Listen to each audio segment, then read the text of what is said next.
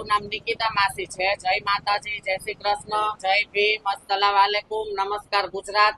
મારી રજૂઆત એટલી જ છે કે હું હર્ષ સંઘવી સાહેબ, નરેન્દ્રભાઈ મોદી, અમિત શાહ સાહેબ, ભૂપેન્દ્રભાઈ પટેલ અને મારા રાજકોટના સીપી સાહેબ ને બધાને એટલી જ જાણ કરવા માંગુ છું કે આજે હું સત્યના માર્ગ ઉપર ચાલુ છું એટલે એકલી છું અને એ લોકો ખોટા માર્ગ ઉપર ચાલે છે એટલે એ લોકોનું ઝુંડ છે। પહેલું તો મારું કહેવું ઈ જ છે કે રાજકોટમાં રોડ રસ્તાઓ ઉપર જેટલા કિન્નરો માંગે છે ને એનું મેડિકલ રિપોર્ટ કરવામાં આવે કે બાયડી છોકરાઓ વાળા છે। હું તમારી સાથે ચાલીને ભેગી જ આવીશ કે બાયડી છોકરાઓ કેટલા ને છે ને કેટલા ડુપ્લિકેટો છે। અને બીજો આક્ષેપ એને મારી ઉપર એવો કર્યો છે કે નિકિતા માસી 25-25, 30-30 હજાર માંગે છે। તમે એકલતામાં ક્યાંય માંગ્યું નતું, જયારે અમે સાથે હતા ત્યારે માંગતા હતા ત્યારે એ પૈસા લેતી જ હતી। અને અમે મારું કેવું એટલું કે અમે એને માંગીને દેતા હતા તો મેં એને એટલું કીધું કે ગુરુ તમે આ તમારો જે લવર રાખ્યો છે, કાલે એને જે દીકરો દર્શાવ્યો મિહિરને, એ કોઈ દીકરો નથી, એની ઇન્સ્ટા આઈડી ચેક કરીને જોઈ લેવાનું, એની સાસુમાના એની નણંદના બધા વિડીયો પ્રૂફ છે જ કે ગુરુ તમે અમે આટલું માંગીને દઈ છી તો તમે સોનાનો દાણો ના પહેરાવો, તો કે મારો મિહિર પહેલા પછી તું। બસ આ વસ્તુથી મને નારાજગી થઈ એટલે મેં એને કીધું કે તમે તમારી રીતે। રાજકોટની પબ્લિક પાસેથી પૈસા માંગીને એ મઢમાં આપતી નથી, મઢમાં રહેતી નથી। એ અલગ જગ્યાએ બંગલા બનાવીને રહે છે, એના લવરને 1-1 કિલો સોનું પહેરાવે છે, ફોર્ચ્યુનિયર, થાર એવી ગાડીઓ લઈ અને શોખ મોજ કરે છે। રાજકોટની જનતાને નમ્ર અપીલ છે કે આવા લોકોને પૈસા આપવાનું બંધ કરો। લગ્ન પ્રસંગ હોય તો 1100-500 રૂપિયા આપો, દીકરીના લગ્ન હોય તો રૂપિયો ના આપતા। અને એને બીજા આક્ષેપ એવા કર્યા છે કે નિકિતા માસીના ત્રાસથી મારા 10 કિન્નરોએ ફિનાઇલ પીધું, પણ એવું નથી। મારી પાસે પ્રૂફ છે કે મને 30 જણા દ્વારા રહેમીથી માર મારવામાં આવ્યો। હું બેભાન હાલતમાં હતી તો મારા સોનાની, મારા રૂપિયાની, મારા મોબાઈલની એને લૂંટ કરેલી છે। અને મને કાલે એ લોકોએ ઓબ્જેક્શન ઉઠાવ્યો તો આથી 5 દિવસ પહેલા મીરા અને મિહિર માફી માંગે છે, સમાધાનનું કે છે, એવા પણ વિડીયો છે મારી પાસે। એ હું હમણાં તમને આપીશ, તમે પ્રૂફ તરીકે જાહેર કરજો। અને બીજી વાત એવી છે કે એમ કે છે અનુસૂચિત જાતિથી એ વિરોધ કરે છે, તો હું સત્ય સનાતન ધર્મને માનવા વાળું વ્યક્તિ છું। જ્યારે મેં દવા પીધી આના ત્રાસથી ત્યારે મારી સાથે બધા જ કાસ્ટના ઉભા હતા। જો એ મારી ઉપર એવા આક્ષેપ લગાવે છે તો હું એના જેવા પ્રૂફ દઉં છું। એક એવો મને ઓડિયો દે કે મેં અનુસૂચિત જાતિ વિશે કાંઈ બોલી હોય, ખોટી રીતના આ અનુસૂચિત જાતિને ઉશ્કેરવા માંગે છે। પણ આ કાસ્ટના લોકોને પણ હું એટલું જ કહું છું કે જો મારો વિડીયો કે ઓડિયો એ આટલો પ્રૂફનો વાયરલ કરે તો મારી ઉપર તમે જે સજા દેશો એ મને મંજૂર છે। બાકી એને આ કાસ્ટ વિશે આવું ઉશ્કેરવાના ધંધા કર્યા છે એની સજા એને જરૂર મળવી જોઈએ। રોડ ઉપર જેટલા માંગે છે એ બધા ડુપ્લિકેટ છે ને એની ભેગા છે અત્યારે રાષ્ટ્રીય શાળાએ રાત્રે પથ્થરમારો થયો તો વકીલો ઉપર, તાલીઓ પાડીને બનાવ બન્યો તો રાષ્ટ્રીય શાળા ઉપર। એ બધા અત્યારે ડુપ્લિકેટો સાડી પહેરીને એની ભેગા માંગે છે, જેમાં એક કલ્પિતા માસી કરીને એને દર્શાવ્યું છે એ પણ ડુપ્લિકેટ છે, કાલે ફિનાઇલ પીધું। અને એ ડિવિઝન પોલીસ સ્ટેશનની તમે હિસ્ટ્રી કઢાવો કે મીરા ઉપર કાંઈ પણ થાય એટલે એની ટોળકી દ્વારા બધા ઉપર હુમલો કરવામાં આવે છે। મેં દવા પીધી તો મને દબાવવા ને મને બીવડાવવા એ લોકોએ દવા પી અને મારી ઉપર કેસ ખોટા કર્યા। એ ડિવિઝન પોલીસ સ્ટેશનની હિસ્ટ્રી ખોલો। એ ડિવિઝન પોલીસ સ્ટેશનની બહાર રોડ બંધ કરીને ફિનાઇલ પીને પોલીસ ઉપર એને આક્ષેપો લગાવેલા છે।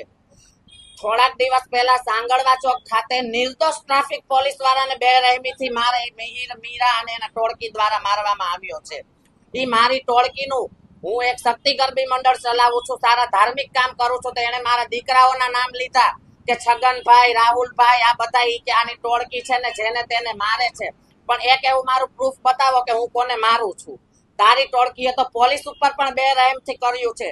પોલીસ આપણો સેવા કરે છે, આપણી રક્ષા કરે છે, આપણે એને સાથ ના આપીએ તો કાંઈ નહીં, પણ આપણે એની સાથે ઊભું રહેવું પડે। એ પણ એમના બાયડી છોકરાવાળા હોય છે, એ પણ એમની હિંમત રાખી અને સમાજની લાપરવાહી કરે છે તો પોલીસનો આપણે સાથ સપોર્ટ આપવો જોઈએ। પોલીસ ઉપર આપણે હુમલો ના કરાય।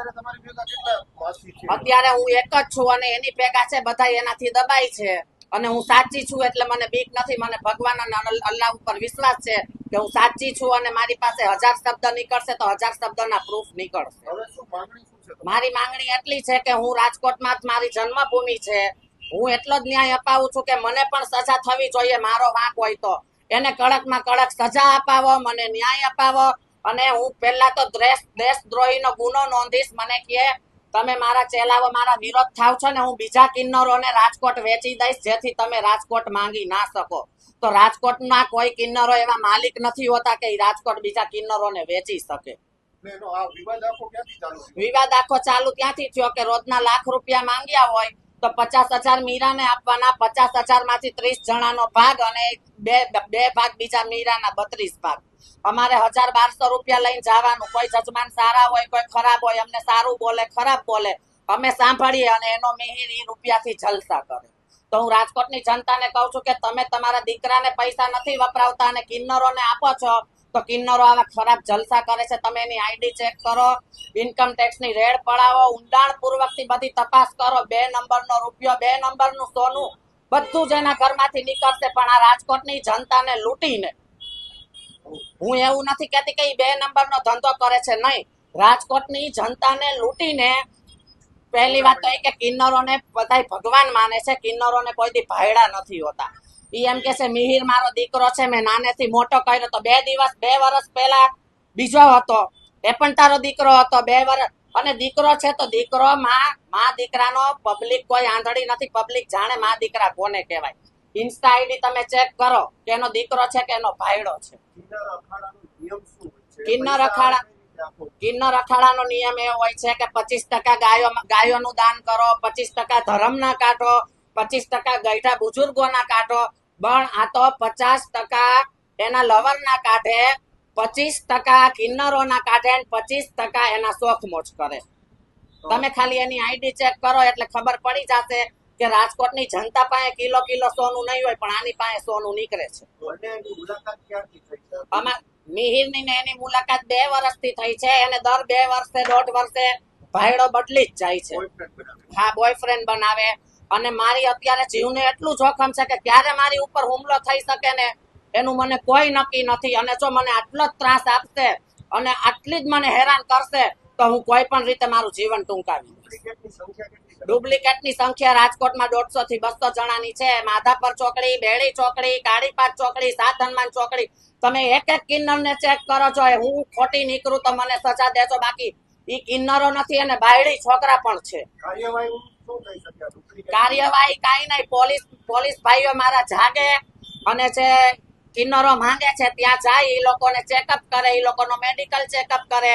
પહેલી વાત તો એ કે કિન્નરને કોઈ જેન્ટ્સ જેવું હોતું નથી. અને ચલો જેન્ટ્સ જેવું હોય તો એની વિધિ કરવાની બાકી હોય, પણ જેટલા જેન્ટ્સ ખરેખર છે બાયડી છોકરા હોવા છતાં મોઢે જેને બાંધ્યું હોય છે ને, આટલી દાઢી હોય છે ને એટલે મોઢે બાંધ્યું હોય છે. મારી વિનંતી એટલી છે કે બસ પૈસા આપવાનું ખોટી રીતે બંધ કરો અને મને ન્યાય આપો. મારા પણ બાપનું ગામ છે, મને નાનો એવો કટકો આપો કે હું મારું જીવન ગુજારી શકું. હું દર વર્ષે માતાજીનો માંડવો 40 છોકરીઓ વગર ફીએ ગરબી કરાવું છું.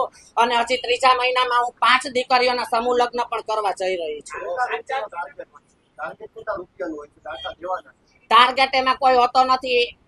આપણે જાણે કે લાખ રૂપિયા માંગ્યો હોય તો 50,000 એને આપી જ દેવાના. હા, સાચા કિન્નરોની ઓળખ કાંઈ આ જમાનામાં એવું કાંઈ રહ્યું જ નથી કે ઓળખ કિન્નરો બતાવી શકે.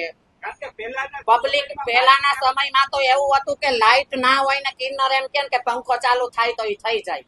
અત્યારે ભાયડાઓ કરવાના શોખ છે એટલે સત બધું વયું ગયું છે. અને મારી પાસે બધા પ્રૂફ છે કે 5 દિવસ પહેલા મિહિર અને મીરા બંને સમાધાન માટે કોલ કર્યો. મેં વિડિયા ઉતારેલા છે, પ્રૂફ છે. માફી માંગે છે કે તને લખાણ કરી દઉં, મોઢામાં ચંપલ લઈને માફી માંગુ, મારે તારી જરૂર છે. અને મેં જો એ વસ્તુની સમાધાન કરવાની ના પાડી ને એટલે એની મારી માથે આવા ખોટા આક્ષેપો કર્યા છે. બરોબર, એ પ્રૂફ પણ હું અત્યારે જાહેર કરીશ જ.